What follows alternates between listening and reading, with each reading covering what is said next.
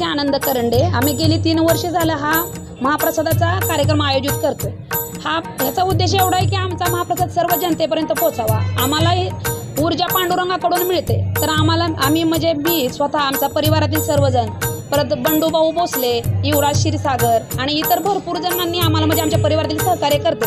आणि हे करताना एवढं आनंद होतोय आम्हाला की हा शब्दात मी व्यक्त करू शकत नाही. याच्यामागं पांडुरंगाची कृपा असल्यामुळे आम्ही हे कार्य करतो. आता हे कार्य आम्ही 3 दिवस करणार आहे, 15 तारखेपासून ते 17 तारखेपर्यंत. संपूर्ण दिवसभराचं शेड्यूल आहे.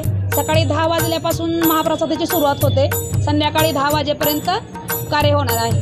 म्हणजे महाप्रसाद चालूच राहणार आहे.